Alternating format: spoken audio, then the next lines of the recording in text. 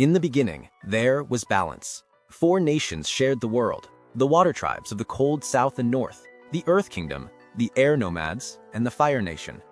Each learned to master their element, bending water, shaping earth, taming fire, or gliding with air.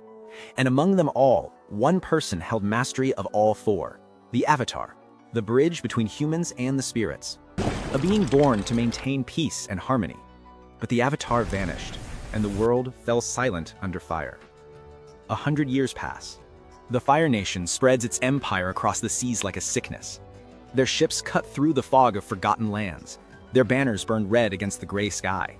Hope is a rumor, something that children are told only to help them sleep.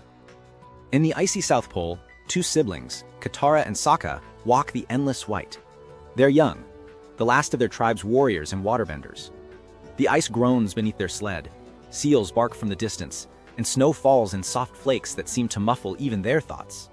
They argue, the way siblings do, about chores, about luck, about Katara's still awkward attempts to bend water.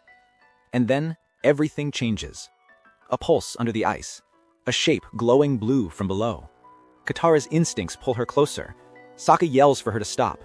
The ice shatters, a geyser of light erupts into the gray sky.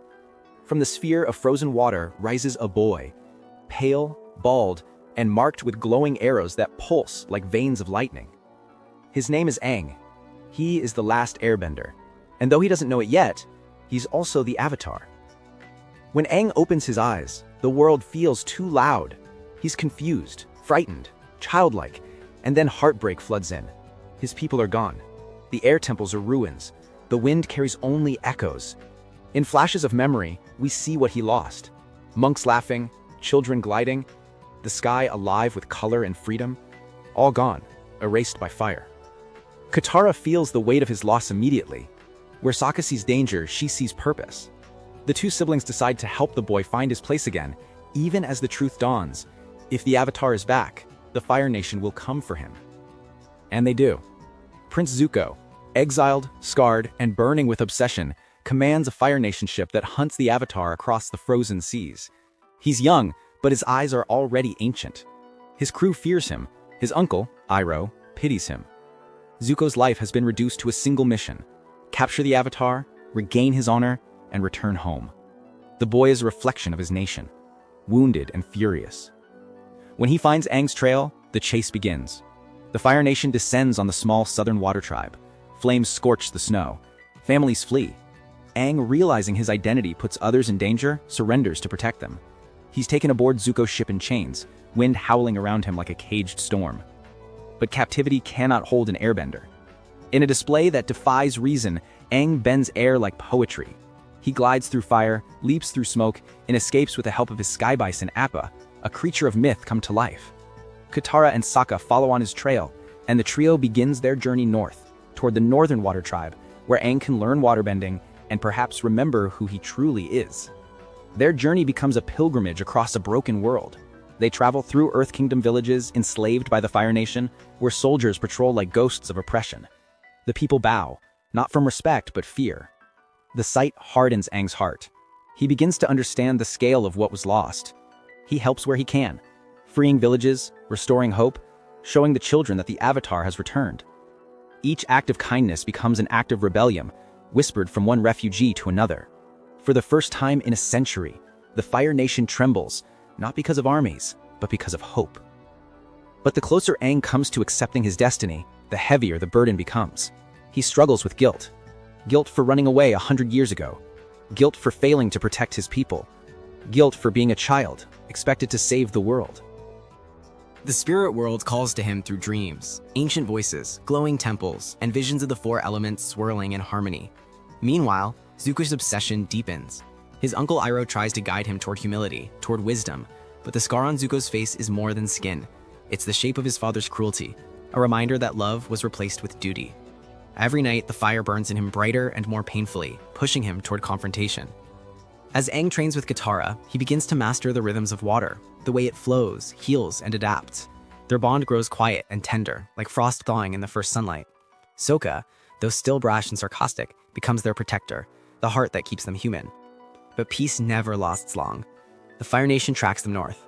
Commander Zhao, ambitious and ruthless, discovers the Avatar's location and plans to capture the northern tribe.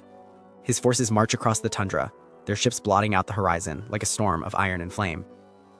At the northern water tribe, an entire city of ice stands gleaming under the moon.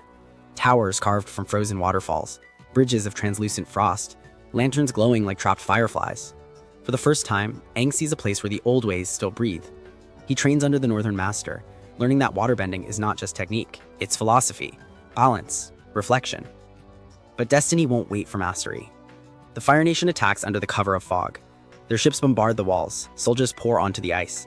Fire meets water in a clash of color and sound, blue against orange, steam against smoke.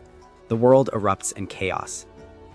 In the heart of the city, two spirits dwell, the moon and the ocean, eternal companions in a sacred pond.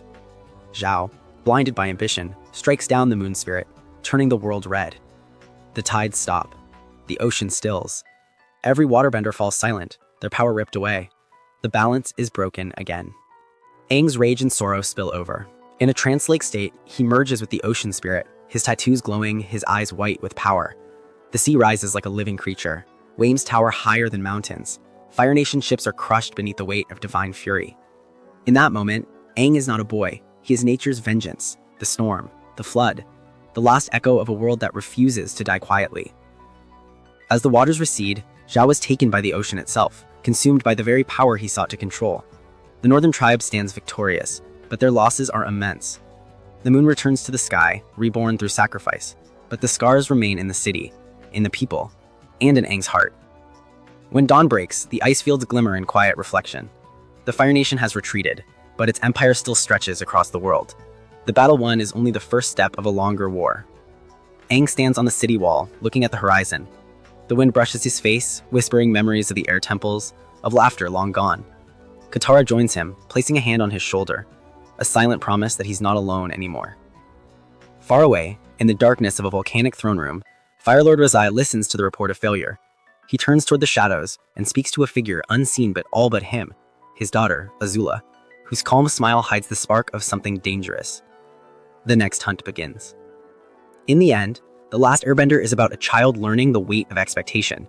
It's about guilt, forgiveness, and the slow rediscovery of courage. Aang is not a hero because he's powerful. He's a hero because he learns to stand again after the world fell apart.